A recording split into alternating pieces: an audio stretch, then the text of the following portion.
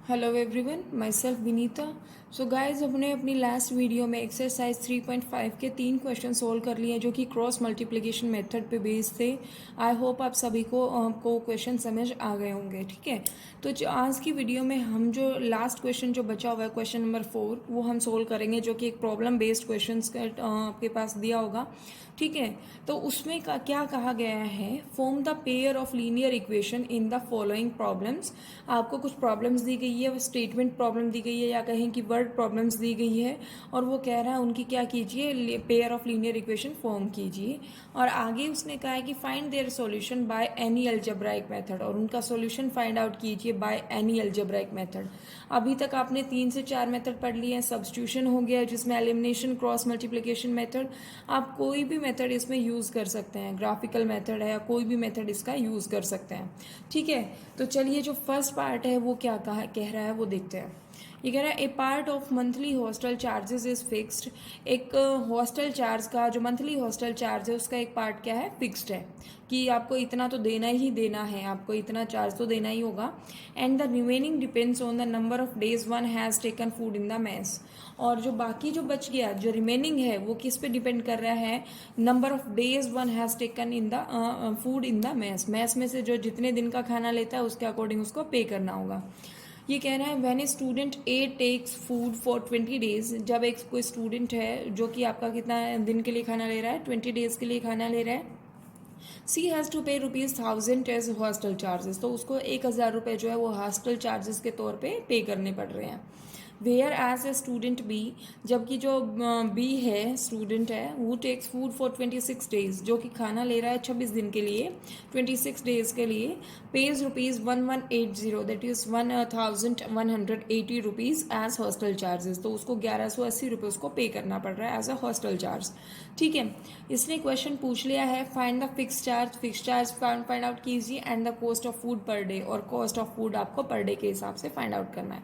देखिए same question आपका पीछे भी था, इसी तरीके का एक क्वेश्चन था। तो अब मैं सिर्फ ये कहना चाहूँगी कि बस स्टेटमेंट को आपको समझना है, क्या उसमें कहा गया है उसी के अकॉर्डिंग आपको इक्वेशन फॉर्मेशन करनी है। और अगर इक्वेशन फॉर्मेशन हो गई तो आप इजीली उसका सॉल्यूशन फाइंड आउट कर सकते हैं। ठीक है, तो देखिए हमने कहा कि जो फिक्स चार्ज है वो क्या है, एक्स है, एक्स रुपीज़ हमने मान लिया है। जो लेट द फिक्स चार्ज भी ₹x and the cost of food per day ₹y। ठीक है, आपको दो चीज़ें फाइंड आउट करनी है, एक तो फिक्स चार्ज फाइंड आउट करना है and the cost of food per day के हिसाब से आपको फाइंड आउट करना है। तो फिक्स चार्ज को हमने क्या लेट किया है, एक्स, और जो cost of food per day है उसको क्या आपने लेट किया, वाई।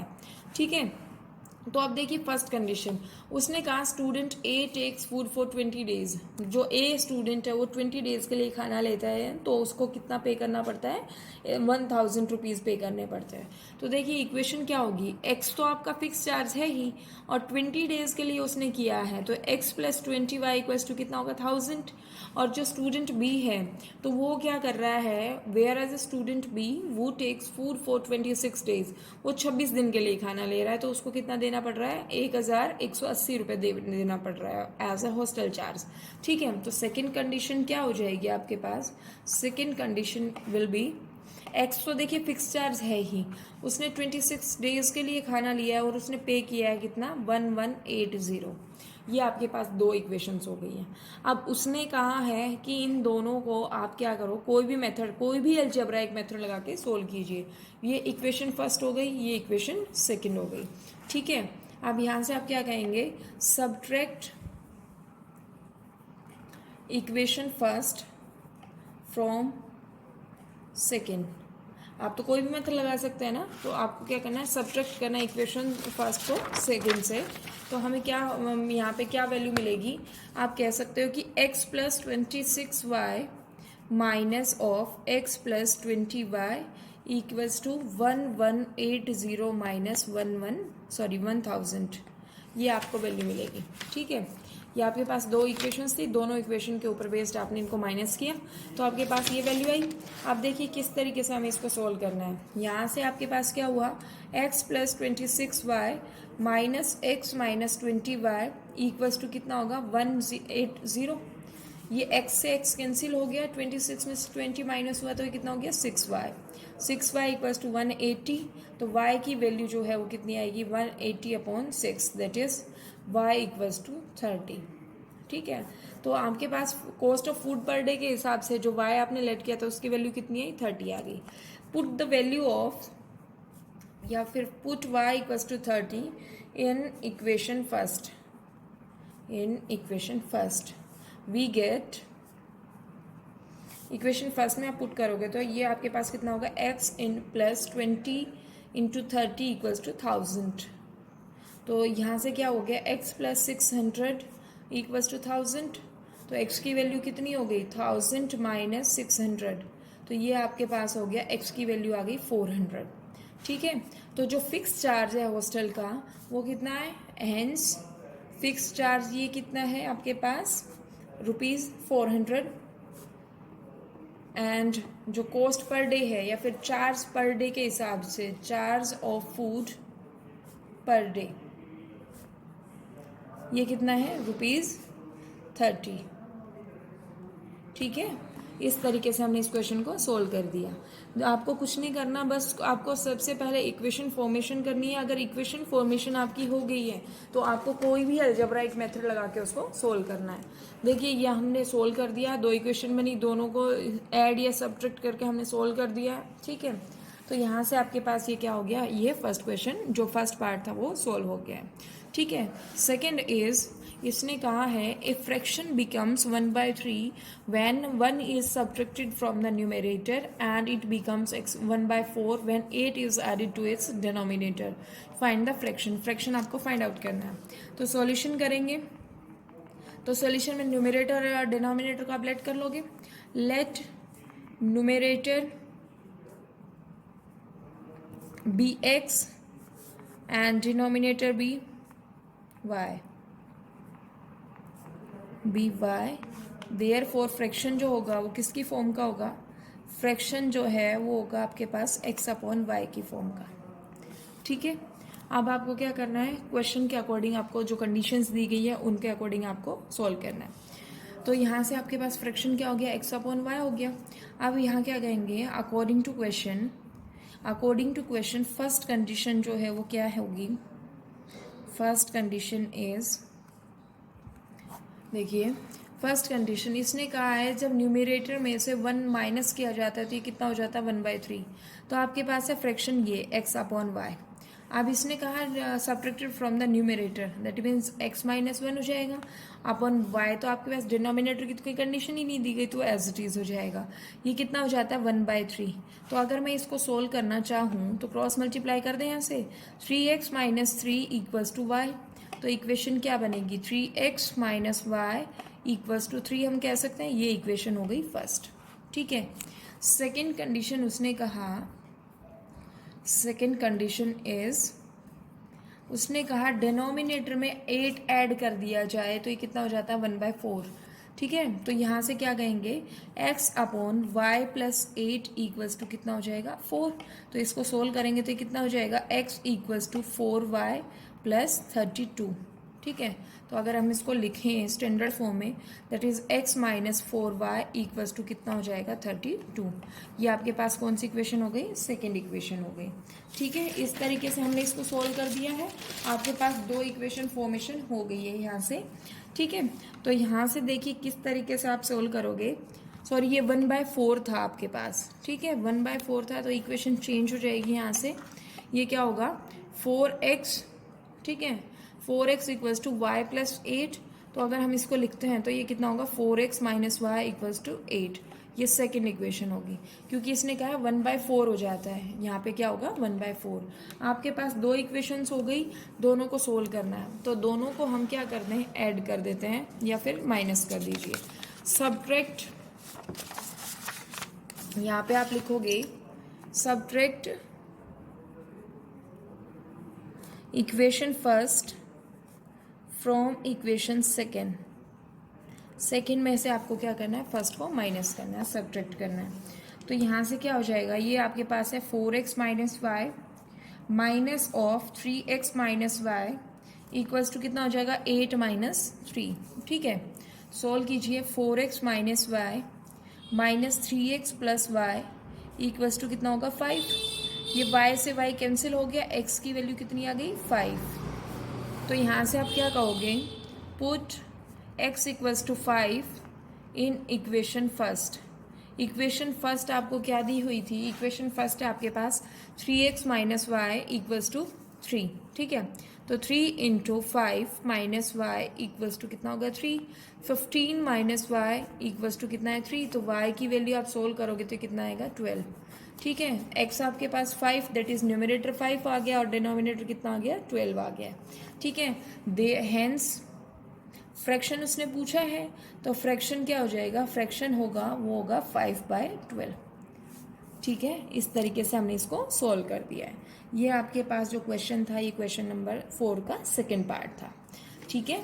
तो देखिए आप क्वेश्चंस में देख रहे हो कि हर एक एक्सरसाइज में इसी तरीके के क्वेश्चंस पूछे गए हैं, न्यूमरेटर डिनोमिनेटर या फिर फ्रैक्शन, या फिर आपके पास फिक्स चार्ज वाले क्वेश्चंस हैं। ये आप खुद भी ऑब्जर्व कर रहे होंगे। तो ये जो आपके पास टॉपिक है ये काफ़ी इंपॉर्टेंट रहता है, ठीक है। तो आपको इसको अच्छे से सोल्व करना है, प्रैक्टिस करनी है। अगर आप प्रैक्टिस करते हो तो आपका ये टॉपिक क्लियर रहेगा, अदरवाइज कुछ टाइम के लिए तो याद रहेंगे, बाद में आप भूल जाओगे, ठीक है। तो इसीलिए मैं बार बार आपको बोल रही हूँ कि प्रैक्टिस करते रहिएगा, ठीक है। थर्ड पार्ट है Yash scored 40 marks in a test. Yash कोई नाम का लड़का है, उसके कोई टेस्ट में 40 नंबर आते हैं, 40 मार्क्स स्कोर करता है वो। Getting 3 marks for each right answer, अगर वो राइट आंसर कर रहा है तो उसको कितना नंबर मिल रहा है 3 मार्क्स मिल रहे हैं। And losing 1 mark for each wrong answer, और वो अगर रॉन्ग आंसर कर रहा है तो उसको कितना लूज हो रहा है, 1 मार्क उसका डिडक्ट हो रहा है, कट रहा है मतलब, ठीक है। Had 4 marks been awarded for the each correct answer and 2 marks been deducted for each incorrect answer, ठीक है। अगर 4 मार्क्स उसको मतलब अवार्ड हो रहे हैं, दिए जा रहे हैं करेक्ट आंसर के लिए, और 2 मार्क्स उसके डिडक्ट किए जा रहे हैं ईच इनकरेक्ट आंसर के लिए, then Yash would have scored 50 marks. तो जो यश है वो 50 मार्क्स स्कोर कर लेगा, ठीक है। How many questions were there in the test, तो आपसे पूछा है कि क्वेश्चंस कितने थे, ये पूछा है, ठीक है। तो आपने कभी भी देखिए कोई भी कॉम्पिटिटिव एग्जाम होता है तो उसमें नेगेटिव मार्किंग एक मेंशन किया जाता है कि इस पेपर के लिए आपके नेगेटिव मार्किंग भी होगी। नेगेटिव मार्किंग का सिस्टम क्या होता है कि अगर आप सही क्वेश्चन कर रहे हो तो आपका नंबर आपको मिलेंगे। मान लो एक क्वेश्चन 2 मार्क्स का है तो 2 मार्क्स आपको मिल जाएंगे। लेकिन अगर आपने मान लो 2 क्वेश्चन थे, दोनों 2-2 मार्क्स के थे, वहाँ पे नेगेटिव मार्किंग भी थी, ठीक है। तो अगर आपने एक क्वेश्चन तो सही कर दिया और एक क्वेश्चन गलत कर दिया तो आपके कितने मार्क्स हो जाएंगे, देखिए सही के लिए तो मिले हैं 2 मार्क्स, और अगर उसने गलत किया तो 1 मार्क्स डिडक्ट भी हुआ है। तो 1 मार्क जो होगा वो 2 वाले जो सही वाला उसने स्कोर किया था उसी में से डिडक्ट होता है। तो उसके जो टोटल मार्क्स आएंगे वो कितने आ जाएंगे दोनों क्वेश्चन में 1, ठीक है। ये नेगेटिव मार्किंग होती है। तो इसी तरीके से इसने कहा है, तो हम यहाँ से कह सकते हैं लेट x denotes the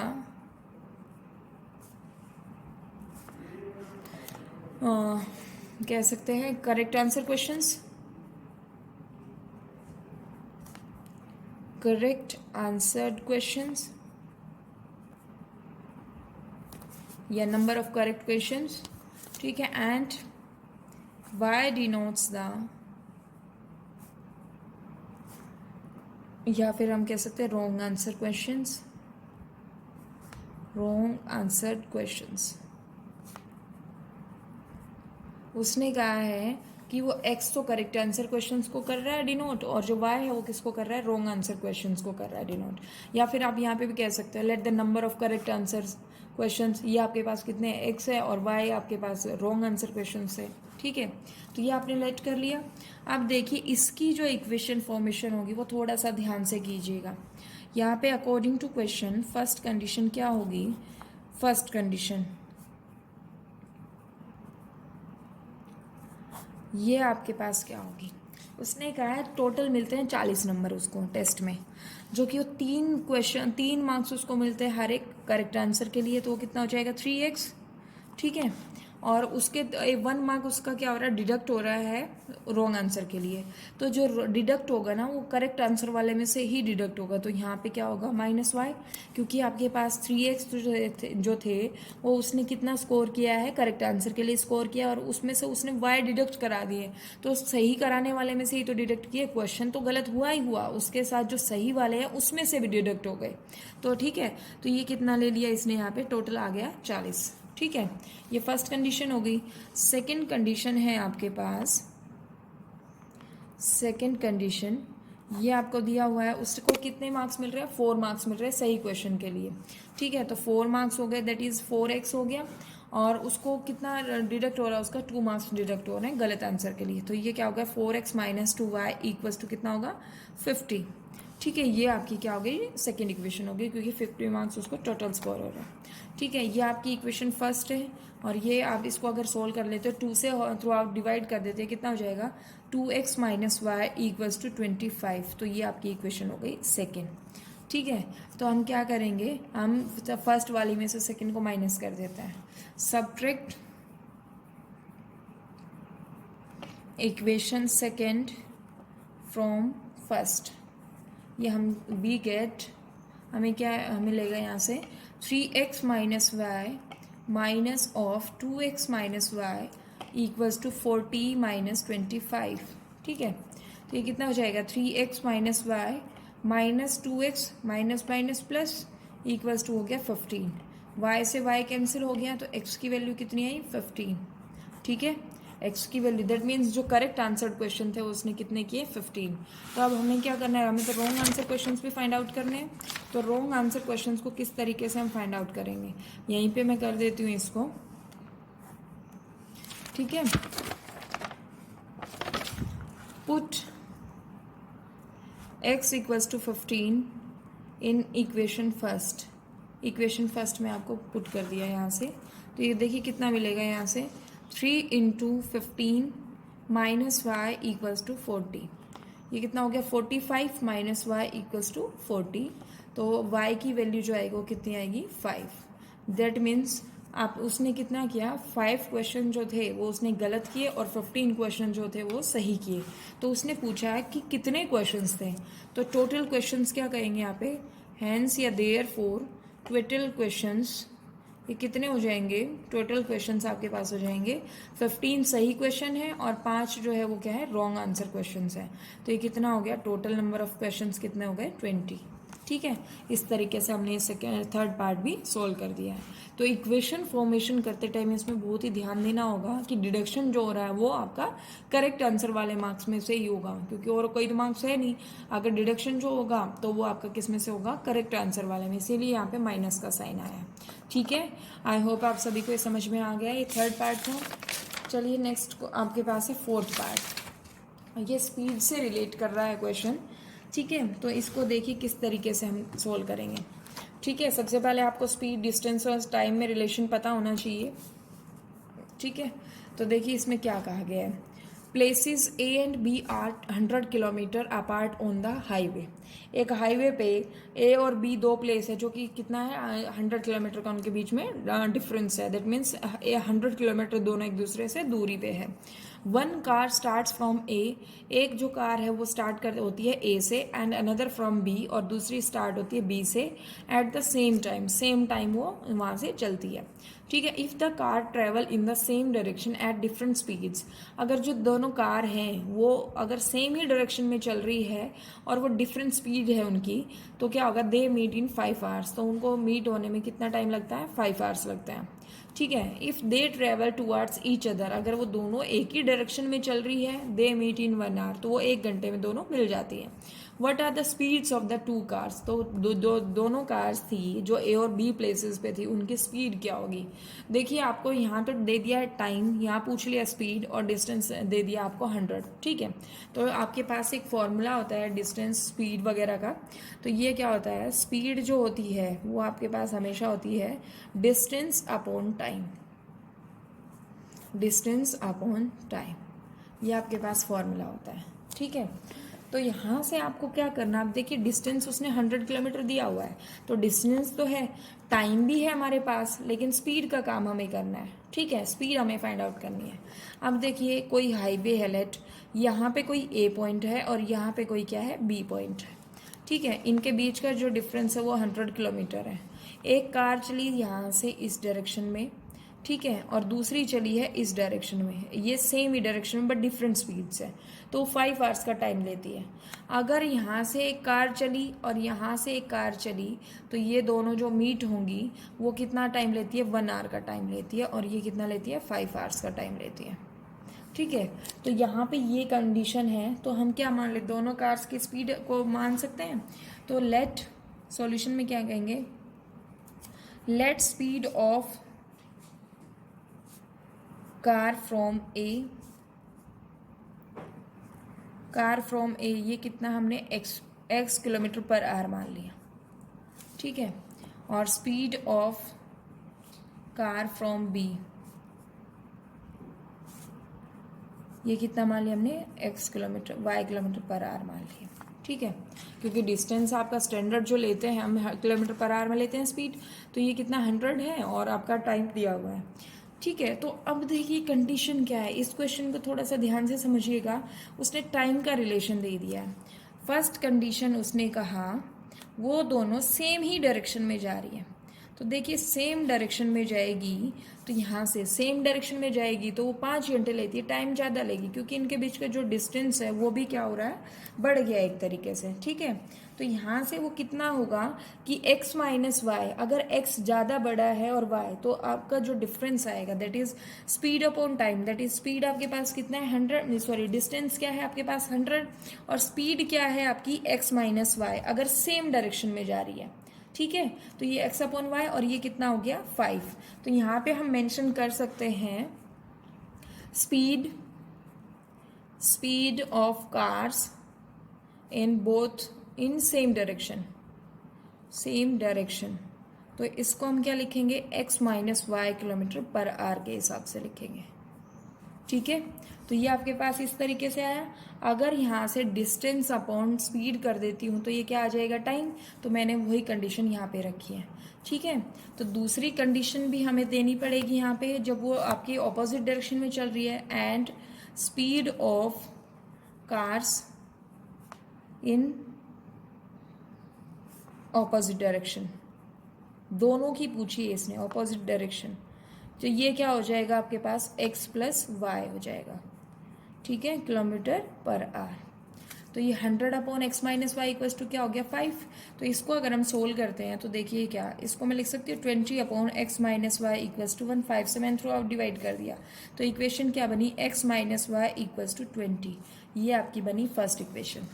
ठीक है, सेकेंड कंडीशन क्या होगी, सेकेंड कंडीशन विल बी 100, देखिए डिस्टेंस तो आपके पास 100 ही है, लेकिन वो क्या करिए ऑपोजिट डायरेक्शन में, एक इधर से आई एक इधर से आई, तो ये दोनों का डायरेक्शन जो होगा वो x प्लस वाई होगा, और ये कितने टाइम में मिल रही है, 1 आवर में मिल रही है।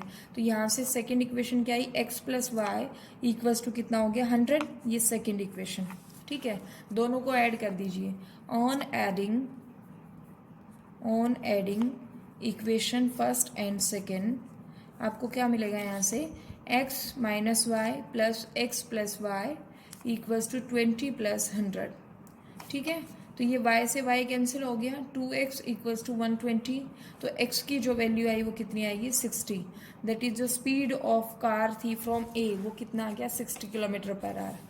Put x equals to 60 in equation first, अगर हम इसको फर्स्ट में रखते हैं तो देखिए क्या होगा, 60 माइनस वाई इक्वल्स टू कितना है 20, तो ये y की वैल्यू कितनी आ जाएगी 40। ठीक है, अब आपके पास देखिए स्पीड पूछी थी, ये आपके पास 60 आ गया है और ये कितना आ गया 40 आ गया। ठीक है, तो हम कह सकते हैं hence speed of car from A ये कितना है 60 किलोमीटर पर आवर है, और speed of car from B ये आपके पास कितना है 40 किलोमीटर पर आवर के हिसाब से। ठीक है, इस तरीके से हमने सोल्व कर दिया इसको। आई होप आप सबको समझ में आ गया। अगर कोई भी आपको क्वेश्चन में डाउट है तो आप हमें कमेंट करके बता सकते हैं। ये 4th पार्ट था। 5th पार्ट देख लेते हैं। नेक्स्ट 5th पार्ट है, एरिया से रिलेट कर रहा है question. The area of a rectangle gets reduced by 9 square and if its length is reduced by 5 units and breadth is increased by 3 units। reduce का मतलब होता है कम करना, ठीक है। तो सॉल्यूशन देखिए, सबसे पहले क्या है, लेट हम कर लेते हैं। लेट लेंथ ऑफ रेक्टेंगल ये आपके पास है x यूनिट्स, और जो ब्रेथ है रेक्टेंगल की वो क्या है, ब्रेथ ऑफ रेक्टेंगल ये आपके पास है लेट y यूनिट्स। तो एरिया ऑफ रेक्टेंगल क्या होगा, देन एरिया ऑफ रेक्टेंगल ये होगा, आपको पता है ये लेंथ इंटू ब्रेथ होता है, तो ये कितना हो जाएगा, xy यूनिट्स हो जाएगा, ठीक है। अब देखिए फर्स्ट कंडीशन उसने क्या कही है, उसने कहा है the area of rectangle gets reduced by 9 square units, ठीक है। 9 स्क्वायर यूनिट्स आएगा यहाँ पे, ये square units if its length is reduced by 5 units. अगर लेंथ को 5 यूनिट डिक्रीज कर दिया जाए, रिड्यूस कर दिया जाए, लेंथ आपके पास कितनी है x, उसमें से अगर 5 माइनस कर दिया जाए और ब्रेथ में 3 ऐड कर दिया जाए, क्योंकि ब्रेथ को इंक्रीज किया है, ठीक है। तो xy जो आपके पास एरिया था वो कितना माइनस हो जाता है, 9 स्क्वायर यूनिट्स माइनस हो जाता है, रिड्यूस हो जाता है। तो फर्स्ट कंडीशन देखिए क्या है, फर्स्ट कंडीशन क्या बनेगी, उसने कहा लेंथ को आपको रिड्यूस करना है 5 यूनिट्स, तो x माइनस 5 होगा, ठीक है। और आपके पास क्या है, जो y था दैट मीन्स ब्रेथ जो था उसको क्या करना है, उसको इंक्रीज। तो जो एरिया है वो रिड्यूस होता है बाय दिस। बाय और टू का डिफरेंट मीनिंग होता है, क्वेश्चन पहले भी आया था तो उसको आप ध्यान से देखिएगा। तो ये आपके पास इक्वेशन बन गई, इसको सोल्व कीजिए। xy plus 3x minus 5y minus 15 equals to xy minus 9। तो xy से xy खत्म हो जाएगा, तो ये कितना होगा, 3x माइनस 5y, और ये प्लस होगा तो ये कितना हो जाएगा, या मैं कहूँ कि ये 6 के बराबर आ गया। ये इक्वेशन है फर्स्ट, ठीक है। सेकेंड कंडीशन क्या है, सेकेंड कंडीशन उसने कही if we increase the length by 3 units and the breadth by 2 units. Increase ही करना है दोनों केस में, चाहे वो लेंथ है या ब्रेथ है। लेंथ को उसने इंक्रीज किया बाय 3 यूनिट्स, तो लेंथ कितनी हो जाएगी, x प्लस 3, और जो आपके पास ब्रेथ है उसको उसने इंक्रीज किया है बाय 2 यूनिट्स, तो y प्लस 2। और एरिया इंक्रीज, एरिया आपके पास क्या है, xy, और वो इंक्रीज हो जाता है कितना, प्लस 67 स्क्वायर यूनिट्स। तो इक्वेशन बन गई। तो सोल्व कीजिए इसको, xy plus 2x plus 3y plus 6 equals to xy plus 67, ठीक है। xy से xy कैंसिल हो गया, 2x plus 3y equals to कितना हो गया, 61। ये इक्वेशन होगी सेकेंड, ठीक है। 2 इक्वेशन हो गई। अब देखिए इन दोनों में जो वेरिएबल है वो सेम नहीं है, कोफिशिएंट सेम नहीं है, तो क्यों ना मैं इसको 2 से मल्टीप्लाई कर दूं और इसको मैं मल्टीप्लाई कर दूं 3 से, ठीक है। तो इसको देखिए क्यों किया, क्योंकि हमने x का कोफिशिएंट बराबर किया है, यहाँ पे 3 है यहाँ पे 2, अगर मैं इसको 2 से मल्टीप्लाई करती हूँ 6 हो जाएगा, और ये भी कितना हो जाएगा, 6। तो यहाँ से क्या हो जाएगा, इसको 2 से मल्टीप्लाई कितना किया, 6x minus 10y equals to कितना होगा, 12। ये आपके पास थर्ड इक्वेशन हो गई। और ये आपके पास कितना हो गया, 6x plus 9y equals to कितना होगा, ये देखिए आपको जब मल्टीप्लाई करोगे ये 183 होगा, ठीक है। इनको आप सोल्व कीजिए, यहाँ से इन दोनों को अगर मैं सोल्व कर देती हूँ, दैट मीन्स ऐड कर देती हूँ, तो ये आपके पास क्या होगा, ये आपका क्या होगा, सॉरी सब्ट्रैक्ट कर देते हैं, तो देखिए माइनस का साइन, ये भी माइनस का साइन और ये भी माइनस का साइन, ठीक है। ये आपका कैंसिल हो गया कंप्लीट। ये कितना हो गया, माइनस 19y इक्वल्स टू, यहाँ से देखिए जब 183 में से आप 12 माइनस कर रहे हो, तो देखिए 8 में से 1 आपका माइनस हुआ, तो ये कितना हो गया, इतना 171, ये माइनस का 171 हो गया। तो y की वैल्यू कितनी होगी, 1, ये आपके पास इतना अपॉन 19, तो ये खत्म होगा, तो यहाँ से कितने पे जाएगा, ये 9 पे। तो y की वैल्यू कितनी आई, दैट इज आपके पास ब्रेथ जो आई वो कितनी आई, 9 यूनिट्स। तो यहाँ से पुट कीजिए, put y equals to 9 in equation first equation में पुट कर देंगे, तो ये आपके पास क्या है, 3x minus 5 into 9 equals to कितना होगा, 6। तो 3x इक्वल्स टू 6 + 45, तो ये 51 हो जाएगा। 3x कितना हो गया 51, x की वैल्यू आपके पास आ गई 17। ठीक है, तो आपके पास यहाँ से डायमेंशन उसने क्वेश्चन पूछा था, find the dimension of the rectangle. Dimension का मतलब लेंथ और ब्रेथ फाइंड आउट करनी थी। देयरफॉर या हेंस लेंथ जो है वो कितना यूनिट है 17 यूनिट्स है, और जो ब्रेथ है वो आपके पास कितनी है 9 यूनिट्स है। आपको कोई भी मेथड आप यूज़ कर सकते थे, कोई भी अलजेब्राइक मेथड आपको यूज़ करना था। ठीक है, तो हमने ये सोल्व कर दिया है। इस तरीके से ये एक्सरसाइज आपकी कंप्लीट हुई, जो कि क्रॉस मल्टीप्लिकेशन मेथड पे बेस्ड थी। तो देखिए हमने तीसरा मेथड यहाँ पे सीख लिया है। नेक्स्ट एक्सरसाइज जो होगी वो रिड्यूसिबल इक्वेशंस की होगी, इजी होगी लेकिन मोस्ट इंपॉर्टेंट होगी वो। उसको वहाँ से क्वेश्चन देखिए पूछा जाता है, तो यहाँ लास्ट की 3 एक्सरसाइज मेनली ये इंपॉर्टेंट रहती है, जिनमें आपके डिफरेंट मेथड्स यूज़ होते हैं। तो प्लीज़ इन एक्सरसाइज को ध्यान से कीजिएगा और प्रैक्टिस करते रहिएगा, और कोई भी डाउट आता है तो आप हमें कमेंट सेक्शन में बता सकते हैं। तो आज की वीडियो में बस इतना ही। नेक्स्ट वीडियो में हम नेक्स्ट एक्सरसाइज सोल्व करेंगे। Thank you so much.